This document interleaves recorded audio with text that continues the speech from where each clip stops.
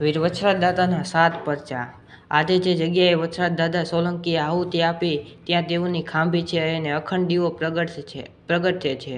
આ સિવાય કળિયુગમાં આવી કોઈ શક્તિને કોણ માનશે તેવા પ્રશ્ન થતા આવડા મોટા વિરાટ રણ વચ્ચે એક જ આ વછરાજ દાદાની જગ્યાએ મીઠું પાણીને જમીનમાંથી આવે છે। વીર વછરાજ દાદાની શક્તિની પ્રતીતિ કરાવે છે। આજ દિન સુધી શિયાળો, ઉનાળો કે ચોમાસું પીવાના પાણીની તકલીફો પડી નથી। કચ્છના નાના રણમાં અનેક માન્યતાઓ સમાયેલી છે, જેમાં કચ્છના રણમાં વચ્ચે વછરાજ દાદાનું મોટું ધામ આવેલું છે, જેમાં વછરાજ દાદાનું સાવ જુદું જ છે। અહીંયા લાખો ભાવિકો પોતાની મનોકામના પૂર્ણ કરવા માટે દૂર દૂરથી રણની વચ્ચે આવે છે। ભક્તોની માન્યતા પ્રમાણે વછરાજ દાદાએ વરઘોડા પરથી આવીને ગાયેલી હતી।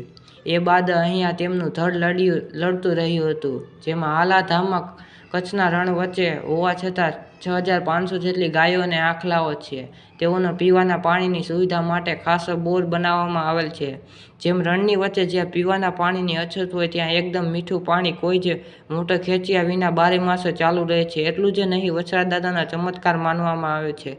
ચોમાસામાં અહીંયા લોકો ઠીક તો નહીં પણ કોઈ પ્રાણીઓ પણ આવતું નથી। રણ એક દરિયામાં ફેરવાઈ જાય છે। ત્યાં વછરાજ દાદાની કૃપાથી ગાયોની સુવિધા કરવામાં આવી છે। હાલ 6500 જેટલી ગાયો માટે રોજના 5 લાખનો ખર્ચ આવે છે। ત્યારે વછરાજ દાદાની અનેક સમાજના લોકો માથું ટેકવા માટે અને તેમની માન્યતા પૂરી કરવા દૂર દૂરથી આવે છે। આ સિવાય વછરાજ દાદા જો કોઈ વ્યક્તિ રસ્તો ભૂલી જાય તો તેમના અનેક રૂપમાં આવીને તેમને રસ્તો બતાવે છે। કૂતરાનું રૂપ ધારણ કરીને તેમને રસ્તો બતાવે છે અને કોઈ ઢોલીના અવાજ આજે પણ ત્યાં સાંભળવામાં આવે છે।